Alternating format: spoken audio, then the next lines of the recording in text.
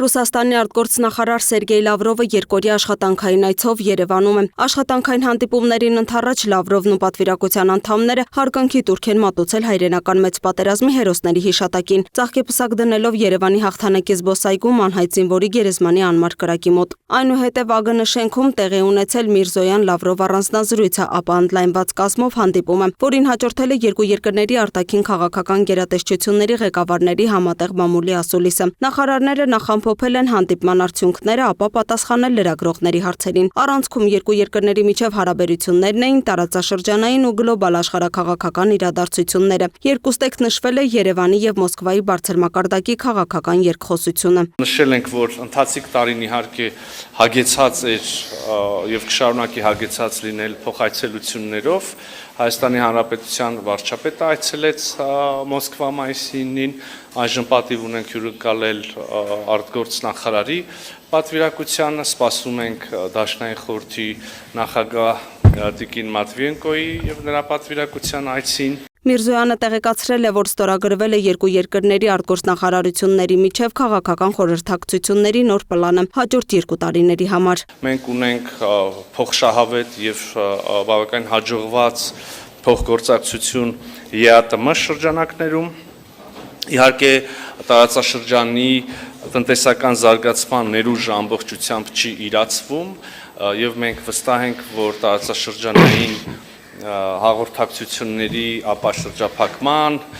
տրանսպորտային ենթակառուցվածքների վերագործարկման հնարավորության դեպքում մեր փոխշահավետ տնտեսական համագործակցությունը եւս էապես կավելանա։ Միրզոյանի խոսքով անդրադարձ է եղել նաև խաղաղության խաչմերուկ նախագծին եւ դրա ընձեռող հնարավորություններին, նաև տարածաշրջանային հարցերին։ Խոսել են Հայաստանի եւ Ադրբեջանի խաղաղության եւ միջպետական հարաբերությունների հաստատման համաձայնագրի կնքման հարցում Հայաստանի հետևողական դիրքորոշման մասին։ Չնայած այս ճանապարհին առկա բոլոր դժվարություններին եւ մարտահրավերներին, Հայաստանը հաստատակամ է եւ շարունակում է ջանքեր գործադրել տարածաշրջանում կայուն խաղաղություն հասնելու համար եւ մեր համոզմամբ սա համապատասխանում է մեր անմիջական հարևանությամբ գտնվող բոլոր երկրների շահերին եւ հետաքրքրություններին։ Ռուսաստանի արտաքին գործերի նախարարն նախ շնորհակալություն է հայտնել ջերմընդունելության համար, ապա նշել, որ անդրադարձել են տարբեր ոլորտներում գործակցություններին, խոսել Կապանում գլխավոր հյուպատոսության բացման նախապատրաստական աշխատանքների մասին։ Ռուս պաշտոնյան նշել է, որ քննարկվել է նաև անվտանգության համակարգում գործակցությունը, այդ թվում ՀԱՊԿ-ի շրջանակում։ Մենք շահագրգռված ենք ՀԱՊԿ-ում Հայաստանի ակտիվ մասնակցությամբ։ Ուշադրություն ենք դարձրել Հարավային Կովկասում խնդիրներին։ Մենք համոզված ենք, որ ծագող հարցերը պետք է լուծվեն առաջին հերթին տարածաշրջանի երկրների մասնակցությամբ։ Որևէ առումով դեմ չենք, որ արտատարածաշրջանային երկրներն իրենց հարաբերությունները զարգացնեն այստեղ գտնվող երկրների հետ։ Այն ընկալմամբ, որ նման գործակցությունը ուղղված չլինի տարածաշրջանում լարվածության ստեղծմանը։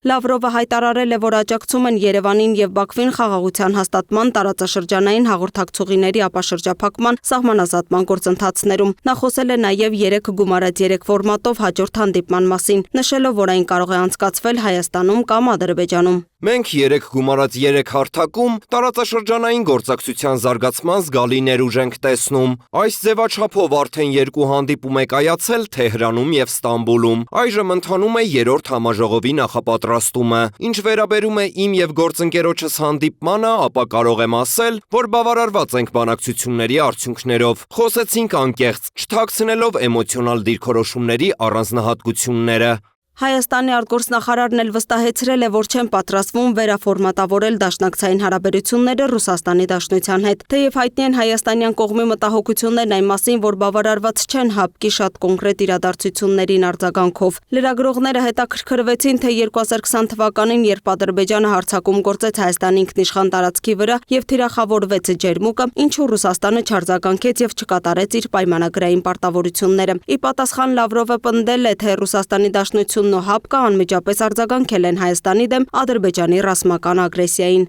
Ռուսաստանը եւ ՀԱՊԿ-ը 2022 թվականին ջերմուկում տեղի ունեցող իրողություններին արձագանքել են եւ հանդես եկել գործնական առաջարկներով։ Մասնավորապես առաջարկել ենք դիտորդական առաքելություն ուղարկել, սակայն Հայաստանի Հանրապետության իշխանությունը մերժել է եւ փոխարենն ընդունել ԵՄ դիտորդական առաքելությանը։ Սակայն Հայաստանի Հանրապետության իշխանությունը մերժել է եւ փոխարենն ընդունել ԵՄ դիտորդական առաքելությանը։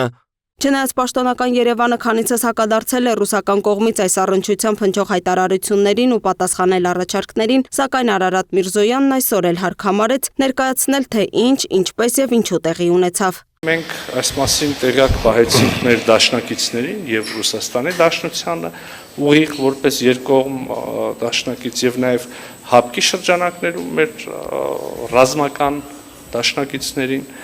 գործողություններ, որոնք դրանք հետևեցին, ինչպես արդեն առիթ ունեցել եմ ասելու, գոհացուցիչ չէին Հայաստանի Հանրապետության համար եւ արդեն հաջորդ ամիս հոկտեմբերին տեղի ունեցավ քառակողմ հանդիպում Պրահայում, որտեղ կողմերը վերահաստատեցին դեռևս 91 թվականի դեկտեմբերից գործող ընդհանուր ընկալումը, ստորագրված ընկալումը այն մասին, որ Հայաստանը եւ Ադրբեջանը ճանաչում են իրենց տարածքային ամբողջականությունը Ալմա-Աթայի հռչակագրի հիման վրա։ Ինչ վերաբերում է 44-օրյա պատերազմին եւ Արցախում տեղի ունեցած ողբերգական իրադարձություններին, ապա Լավրովն այս անգամ էլ կրկնեց այն, ինչ քանիցս ասել էր։ Ղարաբաղի հարցում ոչ ոք չի կարող մեզ մեղադրել, քանի որ թե նախագահ Պուտինը, թե նախագահ Մեդվեդևը տարիների ընթացքում առաջարկում էին լուծում, որն ապահովելու էր արդար մոտեցում խաղաղ բանակցությունների միջոցով։ Հիշեցնեմ, թե խոսքն ինչի մասին է, որպես առաջին փուլ ադրբեջանական 7 շրջաններից վերադարձնել 5-ը եւ որպես միջանկյալ փուլ պահպանել Քարվաճարի եւ Լաչինի շրջանները, որոնք շատ ավելի մեծ տարածքներ են, որոնք Հայաստանի Հանրապետությանը միացնում են Ղարաբաղին։ Այսպիսով ԼՂ-ի հարցի կարգավորումը հետաձգվեց երկար տարիներով։ Կար նաև մոտեցում, որ այդ հարցի լուծումը թողնվի սերունդներին։ Երևի այն տարբերակն ավելի լավն էր, քան ինչ հիմա ստացվեց, քանի որ կոմպրոմիսային առաջարկները, որոնք տարիներ շարունակ առաջ էին մղվում ռուսական կողմից, մերժվեցին։